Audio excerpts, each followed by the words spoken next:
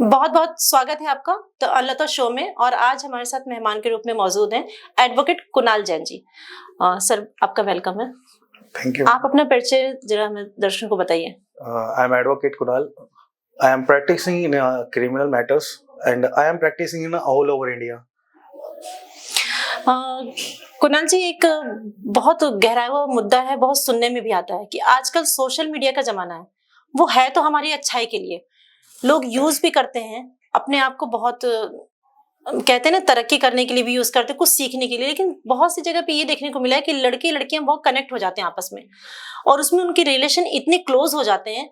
फिर बाद में क्या होता है कि लड़कियां जब उनके रिलेशन में आती हैं या मिलती जुलती हैं, फिर उनके साथ वो धोखा होता है। उस धोखे से बचने के लिए क्या किया जाए?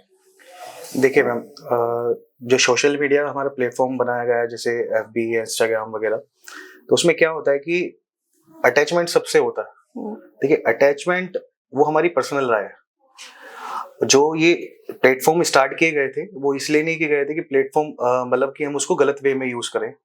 उसको लीगल वे में यूज करने के लिए था कि जिससे कि हम कनेक्टिविटी ऑल ओवर इंडिया कर सके, इजीली हम किसी से भी बात कर सके और अपनी जान पहचान बढ़ा सके।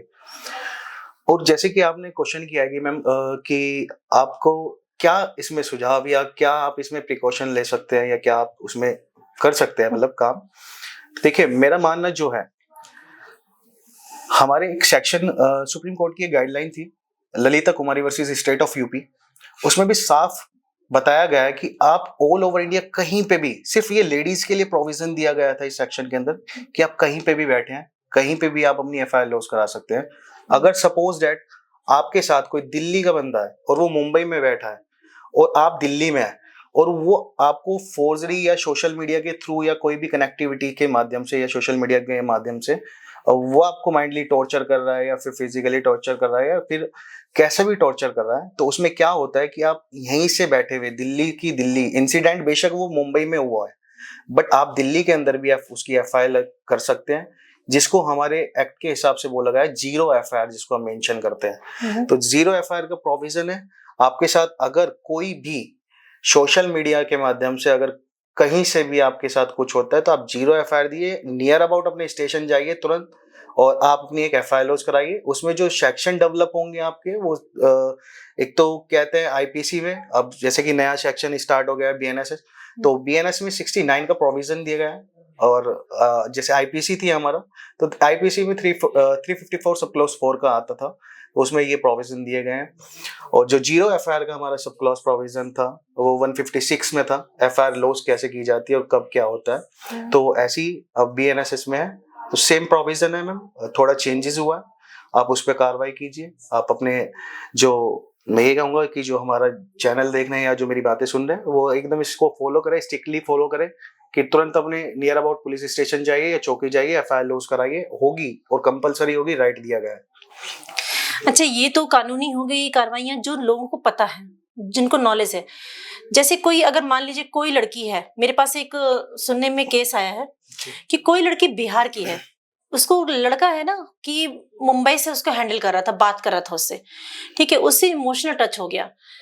तो क्या वो उसके साथ रह सकती लिविंग में, या क्या वो अगर उसको वहां से यहाँ बुला लेता है, वो बिहार से कहीं भी बुला ले, चाहे मुंबई बुला ले, दिल्ली बुला ले, या कहीं भी बुला ले, तो क्या वो रह सकते? तो उसके घर वाले किसके विरोध जाएंगे? और वो जाएंगे, अगर केस करते हैं तो क्या इसमें लड़के के फंसने का चांस है या लड़की के फंसने का चांस है? क्या हो सकता है इसमें? देखिए मैम, लिव इन रिलेशनशिप का एक सर्टिफिकेट वैलिडेशन होता है, सुप्रीम कोर्ट ने भी उसको परमिशन दी गई है। दोनों तरफ से एक लेटर बनेगा जिसको हम एफिडेविट बोलते हैं। लड़की भी अपनी एफिडेविट देगी और उसमें अपनी रजामंदी देगी कि हाँ, मैं इस लड़के के साथ रहना चाहती हूँ, मुझे अपने हस्बैंड के साथ नहीं रहना। ऐसी लड़का अपने वो देगा स्टेटमेंट एफिडेविट के साथ कि हाँ, मैं इस लड़की को एक्सेप्ट करता हूँ। ये अगर डिवोर्सी ये भी है तो मैं एक्सेप्ट करता हूँ। अगर शादीशुदा है और उनका डिवोर्स नहीं हुआ, एज पर दी अगर हम देखें लो, तो live in relationship valid certification है। बट अगर हम उसको अलग वे में देखें, जैसे आपने कहा कि उसके फैमिली वाले हमारे ऊपर क्या एलिगेट कर सकते हैं और क्या हमारे ऊपर प्रोसेस हो सकता है, तो उसमें एलिगेशन में क्या आता है मैम कि पहले जो फैमिली वाले लड़की के, वो बेशक जैसी घर से जाती है लड़की, तो एक 24/7 के अंदर अंदर हमें एक FIR लॉस करानी पड़ती है, जिसको हम बोलते हैं गुमशुदगी, हिंदी में बोलते हैं। तो गुमशुदगी की जब FIR लॉस हो जाती है तो उसके रिकवरी करने का हमारा, अब जो पुलिस स्टेशन के जो आईओस में अपॉइंट होंगे उनको रिकवरी करने का उनको ऑथराइजेशन मिल जाता है। तो सपोज दैट कभी अगर लड़की मिल जाती है या नहीं भी मिलती है, तो आप लिव इन रिलेशनशिप का अगर आपके पास एफिडेविट दोनों तरफ से अगर बना हुआ है तो आप उनको शो ऑफ कर सकते हो आईओ को। अदरवाइज अगर आपने ये लिव इन रिलेशनशिप का सर्टिफिकेट नहीं बनाया है तो वो 376 उसमें ऐड कर देगा, जिसको हम 376 रेप का बोलते हैं, और फोर्सफुली लेके आना, वो एलिगेशन उसमें क्रिएट हो जाएगा और 10 to 10 years की उसमें पनिशमेंट है। कस्टडी जाके ही उसमें बेल होती है, ये नहीं होता कि आप एंटीसिपेटरी उसमें बेल ले सकते हैं, उसमें कस्टडी जाएगा तभी उसकी बेल होगी। और ये अगर लिव इन रिलेशनशिप में रहना है तो मेरा मोस्ट एंड सभी से रिक्वेस्ट है कि आप लिव इन रिलेशनशिप में रह रहे हैं तो आप एक सर्टिफिकेट जरूर अपना दोनों तरफ से बनवाएं, जिससे कि आप भी सिक्योर रहें और लड़की भी सिक्योर रहे। लेकिन फोर्सफुली कैसे लाना हुआ? वो कहीं और स्टेट में रह रहा है, वो किसी और स्टेट में रहे, फिर फोर्सफुली कैसे हो गया? मैम देखिए, अब मेरी फैमिली है, सपोज दैट मेरे ही रिलेटिव्स में कोई ऐसा सिचुएशन हो जाती है, तो मैं अगर किसी पे एलिगेटेड करूंगा ना, तो मैं सिर्फ पहले यही बोलूंगा उसको कि वो मेरे बंदे को फलाने कोई फोर्सफुली लेके गया है। जब लड़की या लड़का पोजीशन से रिकवर होगा तो तभी उसका पता लगेगा कि ये फोर्सफुली नहीं गई है, वो अपनी सहमति से गई है। और सहमति दर्ज कराने का जो हमारा रोल होता है वो एक एफिडेविट फॉलो करेगा उसको, कि एफिडेविट हमें प्रूफ करेगा कि हम उसको जबरदस्ती नहीं लेके आए हैं। तो जो एफआईआर लॉज होती है वो सिर्फ यही होती है कि फोर्सफुली हमारे से लेके गया है। राइट। अब इस सिचुएशन में एक सवाल आपसे करना चाहूंगी कि जैसे कोई लड़की शादीशुदा है, अब उसका पति उसको 2 साल से छोड़ दिया है, उसकी वो लड़की मायके में रह रही है, ठीक है, और उसने तलाक भी नहीं दिया उसको, तो क्या वो अपने पति के साथ रहना चाहती है? जब तो उसका पति उसको अपने साथ रखने नहीं चाहता, इसके ऊपर क्या लड़की कुछ अपने पति के खिलाफ कर सकती है? क्या उससे वो सहारा मांगने के लिए पुलिस का सहारा ले या फिर कोर्ट में जाए, क्या करे वो? मैम देखिए, हिंदू मैरिज एक्ट सेक्शन 9 हमारे ये कहता है कि आप चाहे उसमें हस्बैंड हो या वाइफ हो, वो अपने अगर हस्बैंड नहीं लेके जाना चाहता है तो सेक्शन 9 से एचएम एक्ट से लड़की पिटीशन डालेगी फैमिली कोर्ट के अंदर। वो उसमें ये मेंशन करेगी मैं अपने हस्बैंड के घर जाना चाहती हूँ, वो नहीं लेके जाना चाहते हैं मुझे। तो उसमें क्या होगा कि हस्बैंड को नोटिस दिया जाएगा और नोटिस के बिहाफ पे वो अपना रिप्लाई फाइल करेंगे कि भाई आप क्यों नहीं लेके जाना चाहते, वो उसमें इसका रीजन देंगे। तो यही सेक्शन 9 है जिसमें आप मतलब हस्बैंड भी, या जैसे वाइफ नहीं आती, कभी कभी ये भी होता है कि वाइफ नहीं आती, हस्बैंड चली जाती है अपने घर पे, तो हस्बैंड भी सेक्शन 9 में फॉलो करता है। और लेडीज अगर चाहती है कि मैं अपने हस्बैंड के साथ रहूं तो सेक्शन 9 में वो भी जाएगी। दोनों को प्रोविजन सेक्शन 9 में दिया है एचएम एक्ट के। ठीक है। अब एक जगह पे ऐसा है कि वो लड़की ये चाहती है कि मैं अकेले जिंदगी जीऊं, अपने आप को खुद से प्रोटेक्ट कर सकती हूँ, अपने पैरों पे खड़ा होना चाहती हूँ, ना तो मैं पति के घर जाना चाहती हूँ, ना मैं अपने मायके जाना चाहती हूँ। तो क्या उसको कोई फोर्स कर सकता है? लाइक उसका पति हो, उसके घर वाले हो, और मान लीजिए उस स्थिति में उसका बच्चा भी वो लेके बैठे हैं, तो किस तरीके से अपने बच्चे को पाए, किस तरीके से वो अपने आप को प्रोटेक्ट करे?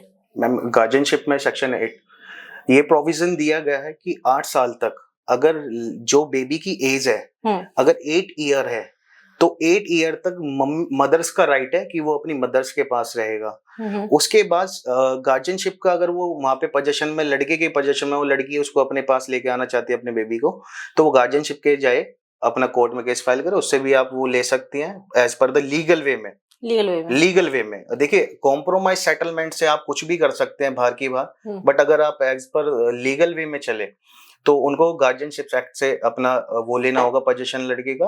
और हमारा लॉ भी यही कहता है कि 8 साल तक जो हक होगा बेबी का, वो चाहे बेबी बॉय हो या बेबी गर्ल है, तो पोजीशन मदर का होता है।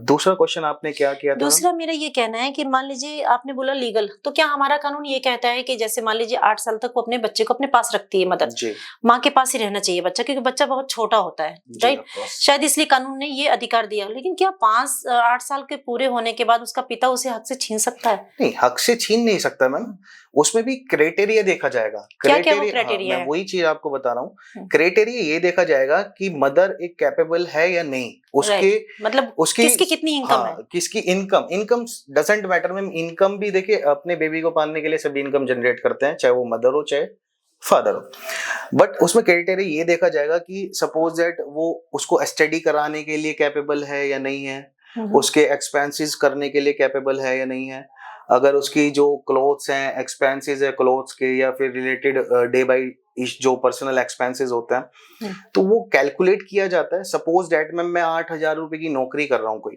एक मैं एग्जांपल देके समझाता हूँ। और मेरे बेबी की जो फीस है, आजकल आप देख रहे हैं प्राइवेट फीस बहुत हायर हो चुकी है, तो लमसम 25 to 3,000। एक्चुअली मेरी एक भतीजी है, मैं उसका भी एडमिशन कराने के लिए परसों गया था, तो उसमें मैंने पूछा फीस कितनी है प्राइवेट स्कूल की, तो सीबीएसई बोर्ड, तो उसने बोला कि 3,000 आपकी फीस होगी, और वो फर्स्ट क्लास की बच्ची है अभी।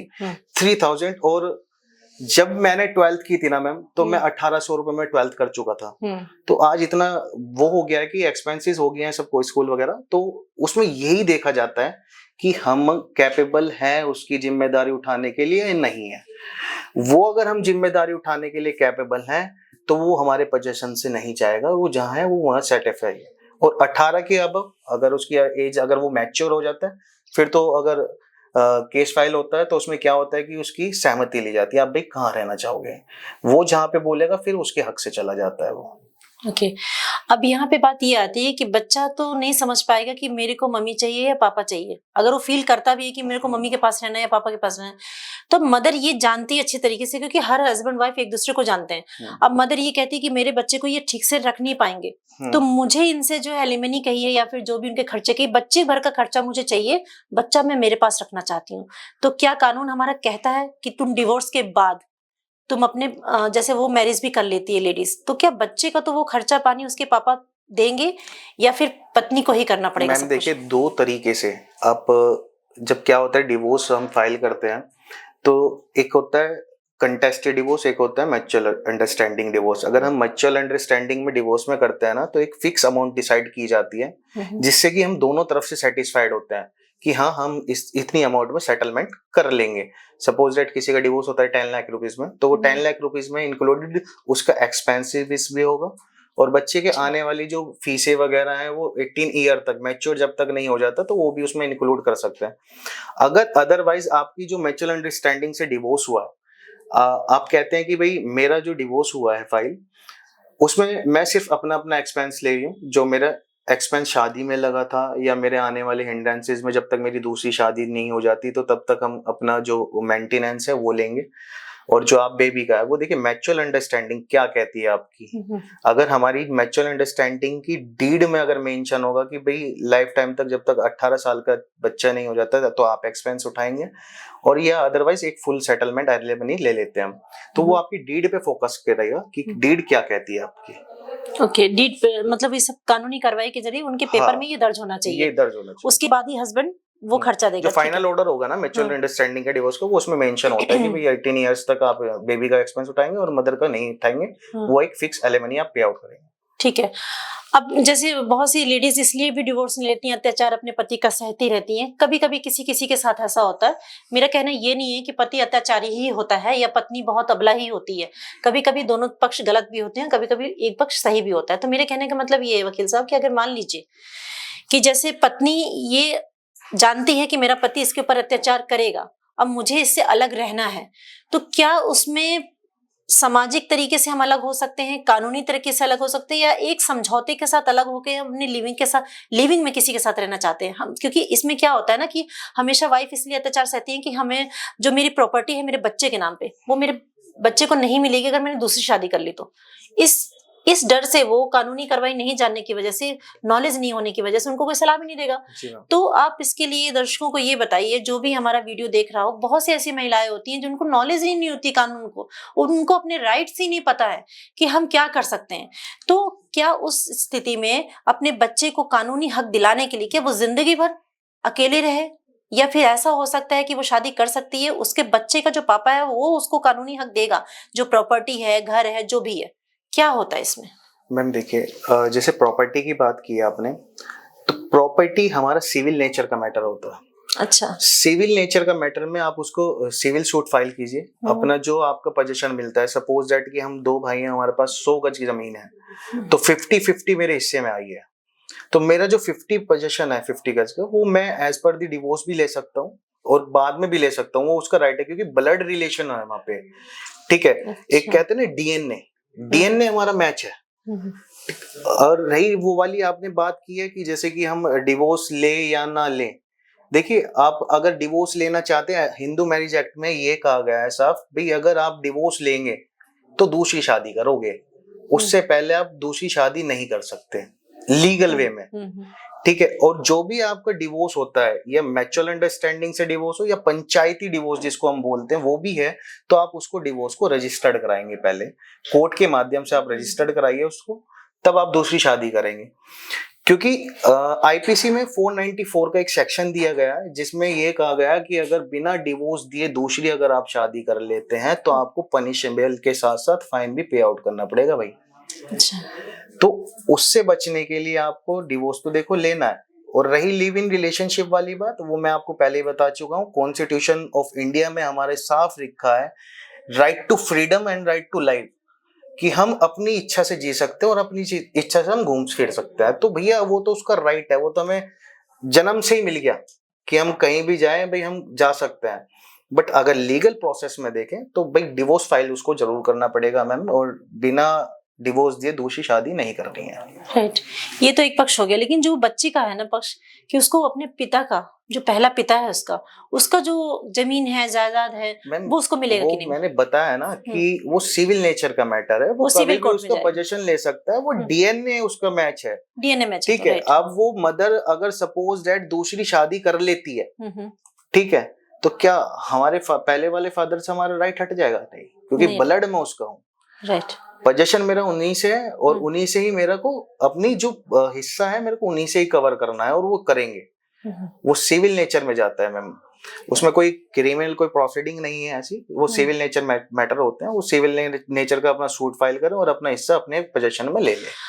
अब एक बहुत छोटा सा सवाल पूछूंगी कि अगर फेसबुक के जरिए या सोशल मीडिया के जरिए कोई लड़की किसी लड़के से मिलती है, या वो लड़का उसको बहकाना ही कहिए, या उसका कुछ पर्सनल फोटोज वगैरह क्लिक करके उसको इमोशनली टच में आ जाती है लड़की, तो होता है ना, फीमेल्स बहुत इमोशनल वाली होती हैं, तो उनको इमोशनली टच हो जाती है, फिर उसके साथ रहना चाहती है, और उस टाइम पे वो लड़का उसे ना रखना चाहे, तो ये लीगल या अनलीगल?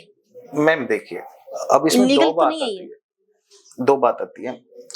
अगर वो देखिए मैरिड है लड़की, सपोज दैट एक इंसिडेंट होता है कि एक फेसबुक पे कोई दो पर्सन मिलते हैं, फीमेल और मेल, मेल मैरिड है या अनमैरिड है, या वो फॉल्सली इम्प्लीकेटेड करता है कि भाई मैं शादीशुदा नहीं हूँ और मैं आपसे दोस्ती करना चाहता हूँ, और लड़की कहती है कि ठीक है यार मैं भी अनमैरिड हूँ और अच्छे इनकम सोर्स है, तो वो उसके बकावे में आ जाती है। तो जब बकावे में आ जाती है ना, तो मैम क्या हुआ, वो सोशल मीडिया के माध्यम से मिले हैं लोग, तो क्या हुआ कि यहाँ पे आईटी एक्ट लग गया।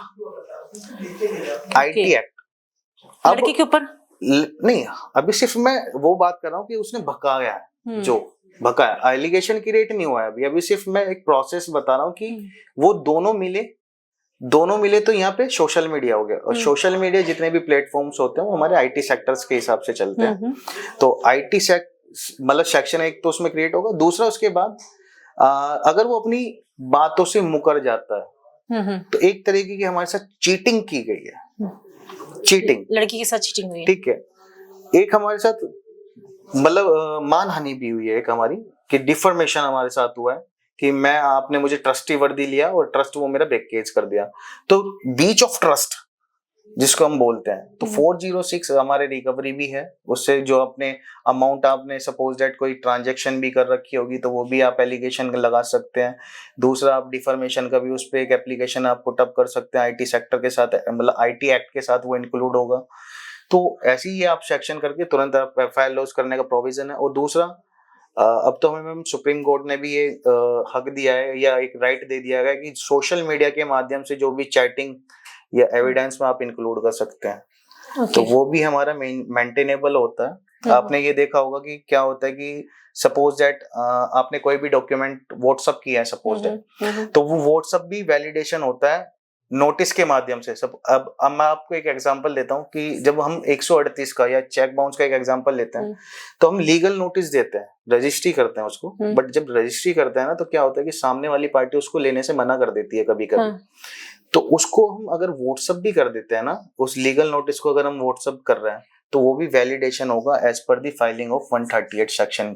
ओके, जब आप केस फाइल करेंगे तो आप उसकी अगर फोटोग्राफी भी दे देंगे ना कि हाँ हमने इनके नंबर पे ये फलाना कॉन्टेक्ट नंबर इनका ही है रेस्पोंडेंट पार्टी का, और वो वैलिडेशन होगा कोर्ट के अंदर। ये भी प्रूफ में आता है एविडेंस एक्ट के हिसाब से। तो ये तो रही सोशल मीडिया के थ्रू जो लड़के लड़कियां मिलते हैं और लड़कियां इमोशंस में आकर के लड़कों को बहुत सारी अपनी पर्सनल फोटोज वगैरह बहुत सी चीजें पर्सनल शेयर कर देती हैं, फैमिली मैटर्स बता देती हैं, जिसका लड़का कभी कभी सही डिसीजन लेता है, सही उसको एडवाइस करता है, उसको सपोर्ट भी करता है, लेकिन वहीं पर कभी कभी लड़के इसका गलत फायदा भी उठाते हैं। तो क्या कर सकते हैं आप, कैसे बच सकते हैं, वो तो कुणाल जी ने आपको बताया।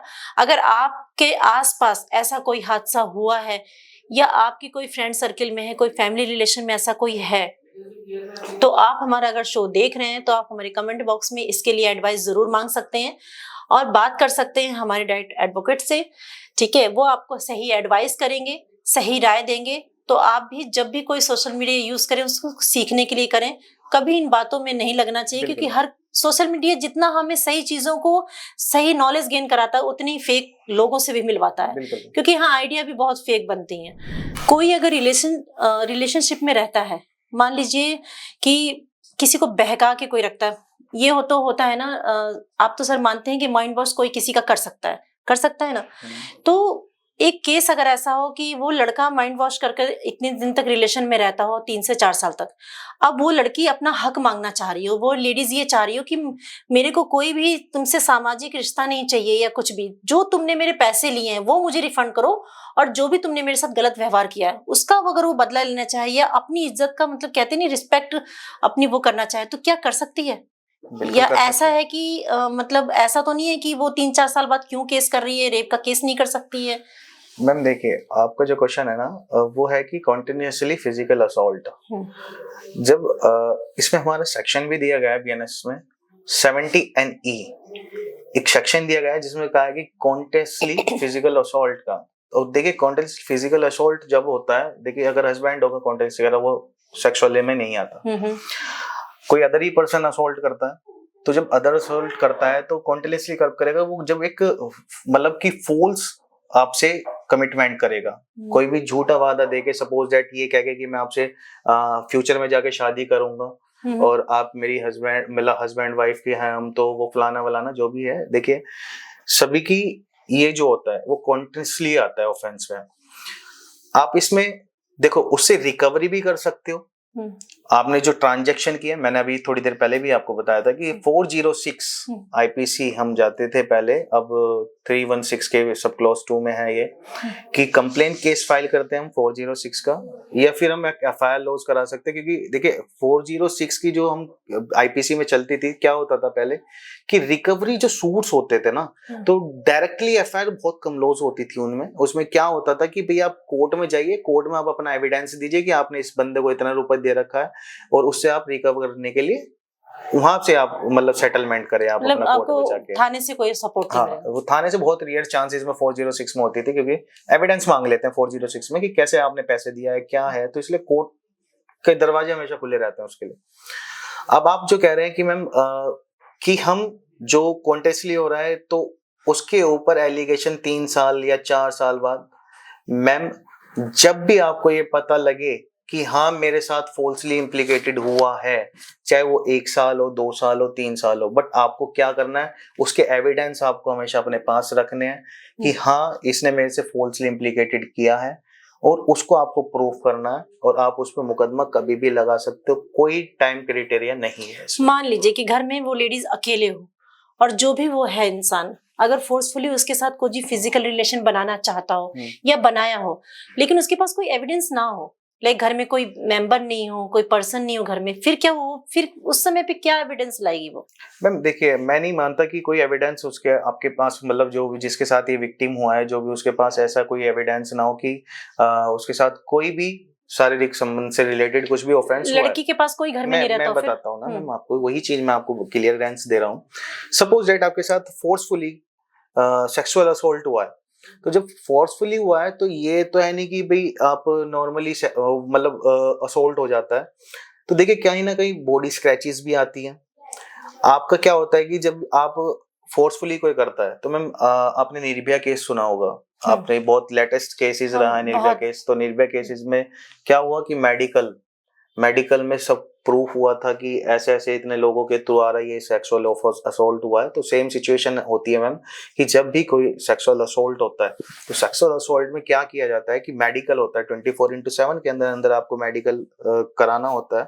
और जो जैसे आप एप्लीकेशन देंगे तो कोई भी आपके पास अगर एविडेंस नहीं है, अगर रिटर्नली या सोशल मीडिया कोई या फिर कॉल डिटेल्स नहीं है आपके पास और वो आके आपके पास असोल्ट कर जाता है, तो क्या करेंगे आप? सबसे पहले अपनी एप्लीकेशन लेके जाएंगे ना कि मेरे साथ गलत हुआ है तुरंत, और आपके पास एविडेंस नहीं है तो एविडेंस कहाँ से इंक्लूड होगा? मेडिकल से होगा मैम। मेडिकल से कैसे होगा? आपकी बॉडी पे देखो, अगर कोई असोल्ट करता है, जबरदस्ती करता है, तो बॉडी स्क्रैचेस है और आपके जो फिंगरप्रिंट्स होते हैं वो बॉडी पे अटैच होते हैं, ठीक है। और बहुत सी चीजें हैं इंटरनली जो मेडिकल में आ जाती हैं, ठीक। जैसे कि मैं ये शायद नहीं बता पाऊंगा माइक पे, ऑन कैमरा नहीं बता सकते, लेकिन ये चीजें आप कहना चाहते हैं कि बहुत सी ऐसी एविडेंस होते हैं जो मेडिकल में आ जाती है। तो उसके थ्रू वो कर सकती है, वो अपनी एप्लीकेशन दर्ज करा सकती है और एफआईआर लॉज होती है, क्योंकि इन्वेस्टिगेशन का पार्ट है और इन्वेस्टिगेशन में वो प्रूफ करना आपका भी कुछ दायित्व होगा, विक्टिम का, और कुछ दायित्व उनका भी होगा जो आपके केस को हैंडल कर रहे हैं। मान लीजिए केस उस टाइम का है जब हमें मेडिकल में कुछ नहीं आ सकता, लाइक कुछ समय बाद का हो, 1 दिन बाद, 2 दिन बाद या 10 दिन बाद का हो, तो ये हो सकता है, क्योंकि हो सकता है वो लड़की तब डिसीजन ले पाए। डिसीजन लेना भी इतना आसान नहीं होता अपने रिस्पेक्ट के अगेंस्ट जा करके कि कोई हमें ये जाने कि हमारा किसी से रिलेशन था, राइट। वुमेन्स के लिए ये इतना इजी नहीं होता कि कोई ये जाने, सब लोग समाज में ये जाने कि हम केस करना ही एक बहुत बड़ी बात होती है किसी फीमेल के लिए। फिर उस स्थिति में क्या होगा? जैसे कि आपने बता रहे हैं, पूछ रहे हैं मुझसे कि क्या सिचुएशन क्रिएट हो जाए ऐसा, अगर ऐसा होता है तो देखिए क्या होता है कि एज पर दी अगर इंटरनली मेडिकल देखें हम तो 3 मंथ्स तक वो आपका डिटेलेशन आ सकती है कि आपके साथ सेक्सुअल असॉल्ट हुआ है। तो उसमें आपको एक रीजन देना पड़ेगा कि आप एफआईआर लॉज कराने इतनी लेट क्यों आए हो या कंप्लेन लेके इतनी लेट क्यों आए हो। तो आप उसमें ये रीजन भी दे सकते हैं कि देखिए मैं सबकॉन्शियस माइंड नहीं था मेरा, कि मैं एक होश हवास में नहीं थी कि मैं एक एप्लीकेशन दे सकूं, क्योंकि मेरे साथ इतना बड़ा, अगर मैं ये मानता हूं मैम कि लड़की के पास जो होता है वो एक फिजिकल होता है और उससे बड़ी उसके पास धन नहीं है। और जब वो ऐसा कोई किसी गर्ल्स के साथ अगर ऐसा असोल्ट होता है तो क्या होती है कि माइंडली सबसे पहले डिस्टर्ब होती है। तो क्या होता है कि जब तक वो माइंडली रिकवर ना हो, अब हमारे यहाँ पे क्या है कि मैम लॉ के हिसाब से अगर देखें तो ये नहीं कि एफआईआर वही लोग करा सकते हैं जिसके साथ ये हुआ है। एफआईआर तो मैम वो लोग भी करा सकते हैं कि सपोज दैट मैंने कोई इंसिडेंट देखा है और मुझे वो लग रहा है कि वो गलत है, तो मैं भी उसमें क्या हूँ, कंप्लेनेंट बन सकता हूँ, या मेरे फैमिली मेंबर्स कंप्लेनेंट बन सकते हैं, ब्लड रिलेशन बन सकते हैं, कोई भी अदरवाइज। एक हमारे भीमराव अंबेडकर जी ने एक कॉन्स्टिट्यूशन जो हमारा लिखा है, उन्होंने एक बात कही थी, मैं मुझे बहुत याद आती है इस लफ्ज पे, कि जुर्म करने वाला इतना गुनहगार नहीं होता मैम जिसको जुर्म सहने वाला गुनहगार होता है। और मैं इसमें एक लाइन और जोड़ता हूँ कि जुर्म सहने वाला तो ठीक है, वो गुनहगार है, उसने एफआईआर नहीं की, बट जो जुर्म देख रहा है ना, उसने भी अगर कोई एक्शन नहीं लिया तो वो सबसे बड़ा गुनहगार है। राइट। तो इसीलिए आप जब आगे आएंगे अपने हक के लिए तो बहुत सी चीजें आपके पास हिंड्रेंसेस भी आएंगी, रुकावटें भी आएंगी, बट क्या होता है कि रुकावट के साथ साथ मैम सॉल्यूशन भी होता है, तो सॉल्यूशन भी आपको मिलेगा।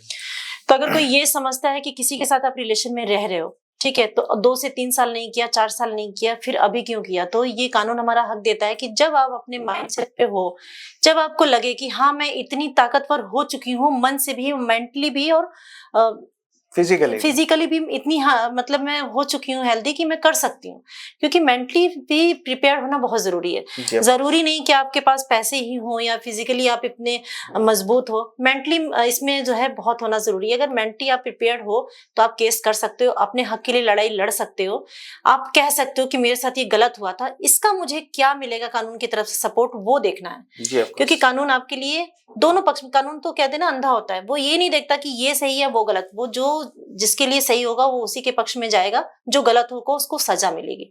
यही होता है ना कुणाल जी। तो कभी कोई ये बैठ के ना सोच के ना बैठे कि हमने किया 3-4 साल लड़की का यूज किया तो हम कुछ भी कर सकते हैं, या कोई भी शादीशुदा महिला भी आजकल इस झांसे में आ जाती है अक्सर, क्योंकि महिलाएं क्या होती हैं, अभी कभी कभी मैरिज लाइफ से अपने कभी कभी परेशान होती हैं, तो उनको एक सपोर्ट नहीं मिलता, जब दूसरा सपोर्ट मिलता है तो वो उनके अट्रैक्टिव हो जाती हैं, अट्रैक्शन में आ जाती हैं, फीलिंग से भी वो थोड़ी सी होती है ना, पजेसिव हो जाती है किसी चीज को लेकर के। तो कभी आप ये ना सोचें महिलाओं कि हमारे साथ ये हो चुका है, मैं किससे बोलूं, लोग क्या कहेंगे। लोगों को तो जो कहना है वो कहेंगे ही कहेंगे, आप अपने हक की लड़ाई तो लड़ो, कानून है आपके साथ ना, लोगों का क्या है, लोगों तो कुछ भी कहेंगे। बिल्कुल मैम। अगर हम भी ये सोचेंगे लोग क्या कहेंगे, तो फिर लोगों का क्या जिम्मेदारी, वो तो बोलेंगे। तो अपने हक की लड़ाई लड़ो, और एक अच्छे एडवोकेट का होना आपकी लाइफ में कुणाल जी बहुत जरूरी है, जो उनको सही एडवाइस कर सके। Better guidance, better solution. तो आपको एक, देखिए ऐसा नहीं है कि आप कोर्ट के अंदर जाओ तो एक ही वकील को पकड़ लो, आप राय लो, बात करो, जिसकी बात आपको समझ में आए उससे आप बात करो। अगर आपको फिर भी कुछ समझ में ना आए तो हमारे शो में, आप शो देखते रहते हो, कमेंट बॉक्स में कमेंट करो, नंबर मांगो, हमारे एडवोकेट का नंबर आपको मिलेगा, कुणाल जैन जी हैं, आपको सही एडवाइस देंगे। बहुत लोगों की इन्होंने हेल्प की है, इसलिए आपको भी इनके सपोर्ट की जरूरत हो तो आप जरूर कमेंट बॉक्स में कमेंट करिए और इनका नंबर मांगिए। मैं एक लफ्ज कहना चाहूंगा जाते जाते, लड़की कोई भी हो, हिंदू हो मुस्लिम हो, हमें उससे फर्क नहीं पड़ता। आप हमारे पास आइए, हम फ्री ऑफ कॉस्ट केस लड़ते हैं फीमेल्स के लिए, और उनके हक की लड़ाई हम लड़ेंगे। आप अपनी आवाज उठाइए, सिर्फ पीछे हम खड़े हैं, आवाज उठाना आपका काम है, पहला स्टेप आपका होगा, आखिरी हमारा होगा। धन्यवाद। इससे अच्छा तो वकील कहीं आपको मिलेगा नहीं, तो आप सपोर्ट ले सकते हैं। और यहाँ से देखिए क्या होता है कि एक वकील ही आपको आगे तक की एडवाइस देगी, आपके राइट्स बताएगा क्या है नहीं क्या है, और आपको करना क्या चाहिए। तो इसके लिए बहुत जरूरी है कि आप हिम्मत जरूर करिए, आपकी हिम्मत रहेगी, वकील का साथ रहेगा, आप केस जरूर जीतेंगे और आपके मुजरिम को सजा जरूर मिलेगी। तो अगर आपको भी ऐसी कोई एडवाइस लेनी है, आपके फ्रेंड सर्कल में भी ऐसा कोई है जो इन सब चीजों को, इन सब प्रॉब्लम्स को फेस कर रहा है, तो आप हमें कमेंट बॉक्स में अपना नंबर दे सकते हैं। डायरेक्ट आप की बात होगी हमारे एडवोकेट से, वो देंगे आपको सही राय, आपको बताएंगे क्या है आपके राइट्स, जिससे आप अपना बचाव कर सके। तो मिलते हैं अगले एपिसोड में, तब तक देखते रहिए, बताइए हम आपको कमेंट बॉक्स में हमारा शो आपको कैसा लगा।